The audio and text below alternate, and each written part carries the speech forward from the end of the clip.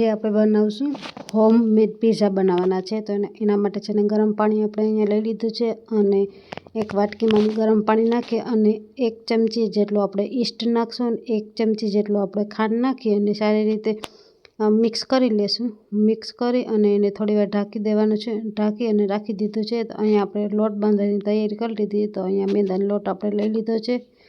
મેંદાનો લોટ લઈ અને એમાં આપણે મીઠું થોડુંક એક નાખશું અને ઉપરથી નાખશું ઈસ્ટ નાખી અને સારી રીતે એને મિક્સ કરી લેવાનું છે। હવે તેનો આપણે લોટ બાંધી લેશું। તો એક્સ્ટ્રા બીજું પાણી પણ આપણે ઉમેરી શકીએ છીએ। તો અહીંયા આપણો લોટ બધાય છે અને ઉપર થોડુંક આપણે ઘી નાખી અને સારી રીતે મિક્સ કરી અને પાછો લોટ આપણે જેમ બાંધતા હોય રોટલીનો એવી રીતના લોટ બાંધી લેવાનો છે અને આવી રીતના ગોળ ગોળ કરી અને એને રાખી દેવાનું છે આપણે રેસ્ટ માટે। તો રેસ્ટ માટે આપણે 15, 20, 25 મિનિટ જેટલો પણ વધારે સમય રાખીએ એટલો આપણો લોટ સરસ થાય છે અને આપણો પિઝા પણ મસ્ત બને છે। તો અહીંયા આપણે રેસ્ટ દઈ દીધું છે 25-30 મિનિટ અને મસ્ત આપણો લોટ બંધાઈ ગયો છે।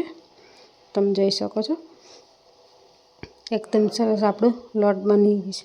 તો અહીં એકદમ સોફ્ટ આપણો ડો બની ગયો છે અને હવે આપણે એક થાળીમાં છે ને આપણે મેંદાનો લોટ લઈ અને ઉપર આપણે જે લોટ બાંધ્યો એ આપણે પાથરી દઈશું અને આપણે જેમ રોટલી વણતા હોય એમ હાથ વડે આપણે એને લાંબો કરી અને ગોળ રાઉન્ડ બનાવવાનો છે। તો તમે જોઈ શકો છો હું બનાવું છું એ રીતે તમારે બનાવવાનું છે સરસ રીતે। તો અહીંયા આપણો પિઝા બેસ્ટ મસ્ત બની ગયું છે। ઘરે આપણે બનાવ્યું છે, ફર્સ્ટ ટાઈમ બનાવ્યું હતું પણ બહુ સરસ બન્યું હતું। તો તમારે પિઝા ખાવા હોય ને તો એકવાર આવી રીતના બનાવજો। અને અહીંયા બીજા આપણે છે ને વણીને પણ કર્યો તો 2 અલગ અલગ પિઝા આપણે બનાવ્યા હતા ટ્રાય કરવા માટે કે કેવા બને છે। તો રોટલીની મદદવાળો પણ સારો બને છે અને ફટાફટ બને છે। તો આવી રીતે આપણે એના આકા પાડી લેશું જેથી કરીને આપણો લોટ ઉપસે નહીં પિઝા બનાવીએ ને ત્યારે એટલા માટે। તો અહીં છે ને આપણે પિઝાનો બેસ્ટ તૈયાર થઈ ગયો છે। એક ઉપર પહેલાં આપણે પિઝા સોસ નાખી દઈશું અને સારી રીતે એને પાથરી લેશું।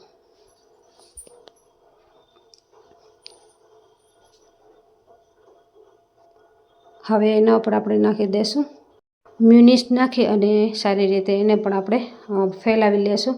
મ્યુનિસ અને પિઝા સોસ આપણે મિક્સ કરીને પણ લગાડી શકીએ છીએ અને અલગ અલગ પણ લગાડી શકીએ છીએ। તો અહીં છે ને આપણે ટામેટાં અને ડુંગળી મરચાંની આપણે સ્લાઇસ બધી નાની નાની કાપી હતી તો એ આપણે ગોઠવી દઈશું સારી રીતે મસ્ત લાગે ડેકોરેશન એટલા માટે। તો અહીં સરસ રીતે મરચાંની ઓલા કેપ્સ્યુલ લાંબા મરચાં આવે ને એ મરચાં આપણે લીધા છે અને ઉપરથી આપણે ચીઝ નાખી દઈશું। ચીઝ જેટલી વધારે નાખશો એટલું પિઝા આપણો સરસ બનવાનો છે। તો એકદમ સરસ આપણે પિઝા નાખવાનો છે એકદમ વધારે પ્રમાણમાં પિઝા નાખી અને આપણે અહીંયા લોઢી આપણી ગરમ થઈ ગઈ છે તો એમાં છે ને આપણે ઘી નાખી અને આ પિઝા આપણે રાખી દઈશું। અને આને છે ને બીજી રીતે પણ તમે બનાવી શકો છો।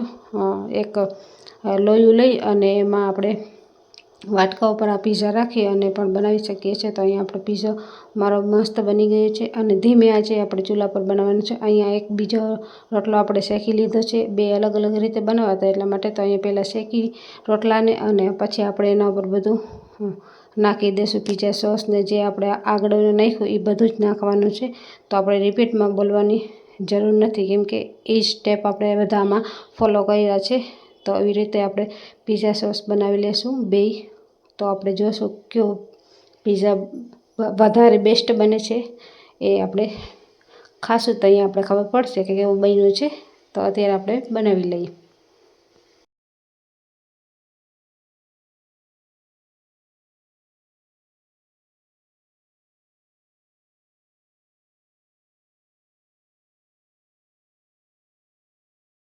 તો આપણા છે ને 2 પિઝા મસ્ત બન્યા હતા અને 2 રીતે તમે ટ્રાય કરી શકો છો ઘરે। તો અહીંયા આપણે ચીઝ નાખીને આને પણ શેકી લીધો છે સરસ મજાનો અને અહીંયા 2 પિઝા આપણે રેડી છે। તો અહીંયા પહેલાં પિઝાને આપણે કટ કરી લેશું ખાવા માટે ટેસ્ટ કરવા માટે। તો જો અહીંયા આપણે કટ કરી લીધો છે અને મસ્ત આપણો પિઝા બન્યો છે અને મને તો બહુ મસ્ત ભાવ્યું હતું અને ઘરે બનાવીએ એનો સ્વાદ જ અલગ હોય છે અને એના ઉપર ચૂલા ઉપર બનાવીએ એટલે એકદમ સ્વાદિષ્ટ બન્યો હતો। તો તમે ઘરે જરૂર ટ્રાય કરજો। ફરી મળીશું બીજા વિડીયોમાં। Bye bye.